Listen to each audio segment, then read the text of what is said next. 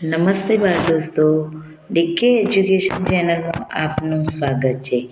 આજે આપણે ધોરણ 6ની સ્વ અધ્યયન પોથીના ભાગ 3માં ગુજરાતી વિષયમાં પાઠ 8 રામ રાખે તેમ રહીએનું સોલ્યુશન જોઈશું. તો ચાલો સોલ્યુશન જોઈએ. પ્રશ્ન 1. આપેલા શબ્દોના અર્થભેદ શબ્દકોશમાંથી શોધીને લખો. ઉદાહરણ આપેલું છે અહીંયા વારી એટલે કે ક્રમ અને બીજું વારી એટલે થાય પાણી. એવી જ રીતે પહેલો અક્ષર છે દિન, તો દિન એટલે દિવસ અને આ દિન એટલે ઘરે. હરિ તો એનો અર્થ થશે ભગવાન અને હરિ એટલે વાનર. ચીર તો એનો અર્થ થશે લાંબો સમય અને આ ચીર એટલે કપડું, વસ્ત્ર. રવિ તો સૂર્ય, રવિ તો શિયાળુ પાક. ગુણ તો લક્ષણ અને ગુણ તો કોથળું.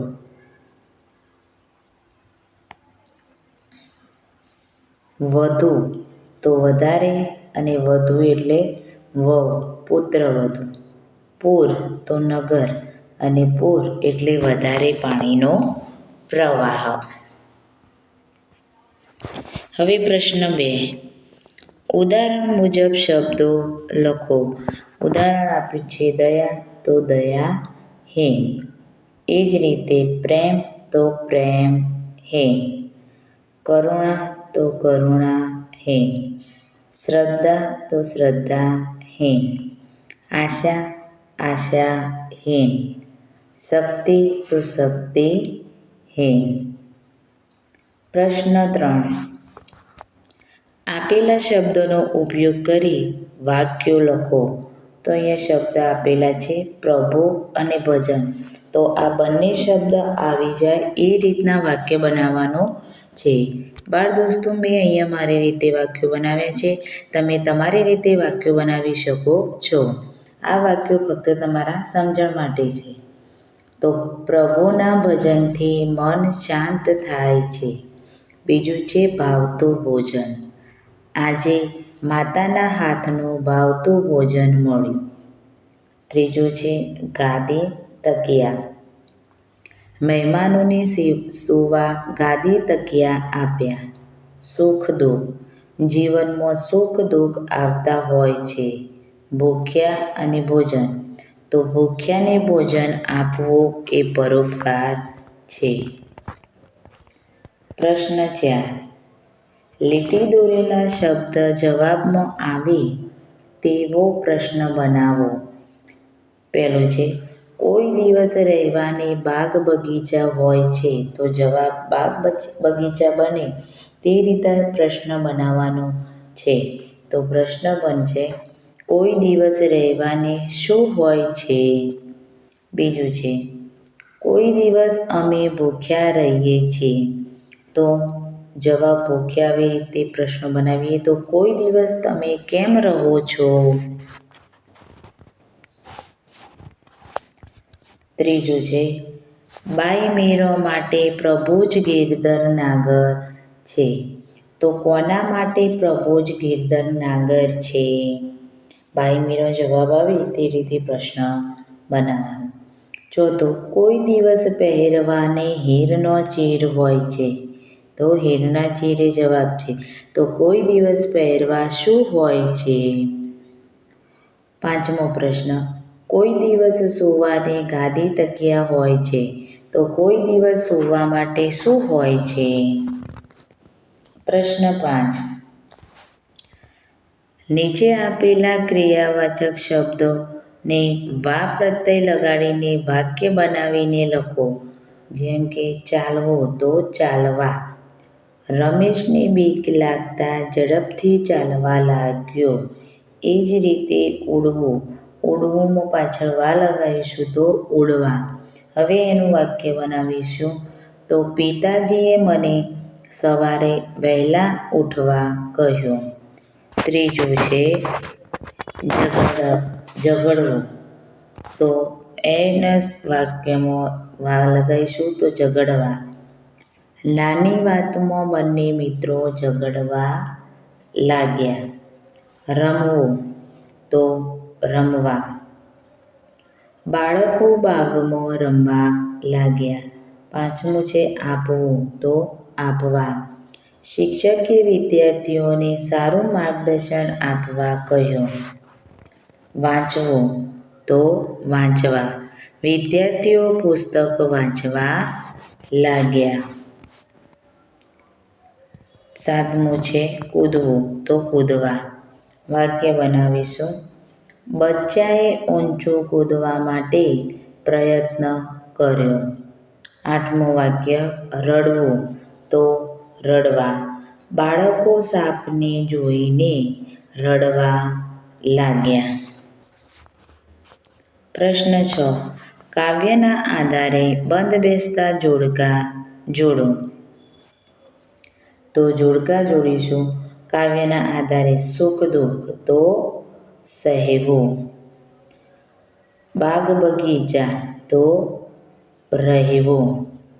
શીરો પૂરી તો ખાવું. ગાદી તકિયા તો સૂવું. અને હીર તો પહેરવો.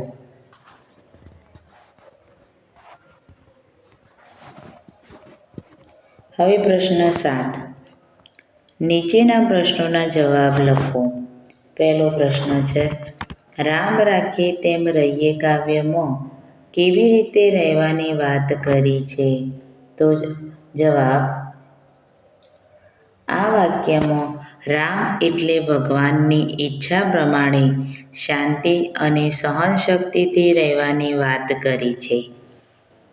જીવનમાં સુખ હોય કે દુઃખ તેને સમાન માનીને આનંદથી જીવન જીવવાનું કહે છે. બીજું છે રામ રાખે તેમ રહીએ એટલે? તો જવાબ થશે રામ રાખીએ તેમ રહીએ એટલે ભગવાન પર ભરોસો રાખીને કે જે પણ ઘટના જીવનમાં ઘટે તે ધીરજ અને શાંતિથી સ્વીકારવો. ત્રીજો પ્રશ્ન મીરાબાઈએ સુખ દુઃખ સર્વે સહીએ એવું કેમ કહ્યું? તો મીરાબાઈને ભગવાન સાથે પ્રેમ બંધાયો હોવાથી દરેક પીડાને પણ ભગવાનની ઈચ્છા માની સ્વીકારવી. ભક્તિમાં લીન રહીએ તો દુઃખ સહેલું બને છે એવી ભાવના તેમણે વ્યક્ત કરી. એટલે જ તેઓ કહે છે કે સુખ દુઃખ સર્વે સહીએ. ચોથો પ્રશ્ન આ કાવ્યમાં વૈભવી જીવન કયો અને કેવી રીતે જોવા મળે છે? આ કાવ્યમાં વૈભવી જીવનનો ઉલ્લેખ બાગ બગીચામાં રહેવા ફરવા મળે છે. કોઈ દિવસ ભોજનમાં શીરો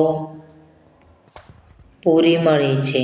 કોઈ દિવસ હીરના કપડાં પહેરવા મળે છે તો કોઈ દિવસ સૂવા માટે ગાદી તકિયા મળે છે.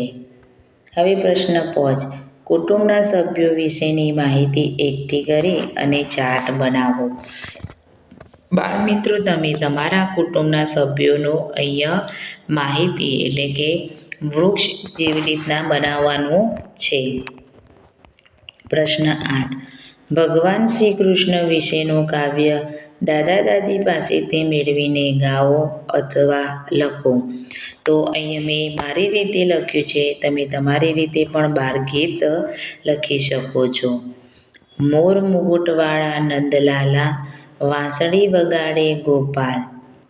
માખણ ચોરતું યશોદાજીનો ભક્તોનું તો રાખે માન. રાધા સાથે રાસ રમીને ગોપી સંગે ગાયે ગાન. ગીતા જ્ઞાન તે જગને આખો શ્રી કૃષ્ણ તું છે ભગવાન. પ્રશ્ન 9. તમને ભજન ગમે? ગમતું ભજન તમે ક્યાં સાંભળ્યું છે? ભજનના શબ્દો લખો. તો હા મને ભજન ગમે છે. મેં મંદિરમાં, ભજનના પ્રોગ્રામમાં, શાળાના પ્રાર્થના કાર્યક્રમમાં ભજન સાંભળ્યું છે. અને મને ગમતું ભજન છે આજ મારા મંદિરિયામાં માલે શ્રીનાથજી. જોને સખી કેવા રૂમઝૂમ ચાલે શ્રીનાથજી. જશોદાના જાયાને નંદના દુલારા, મંગળાની ઝાંખી કેવી આપે શ્રીનાથજી. જળકસી જામોદરી ઓભા શ્રીનાથજી, જગતના છે સાચે સાચા શોભા શ્રીનાથજી. શ્રીવલ્લભના સ્વામીને અંતર્યામી, દેજો અમને વ્રજના વાસ શ્રીનાથજી. બાળ દોસ્તો, જો તમને આ વિડીયો પસંદ આવ્યો હોય તો તમારા મિત્રો સાથે શેર જરૂરથી કરજો અને વિડીયોને લાઈક અને સબસ્ક્રાઈબ કરવાનું ભૂલતા નહીં.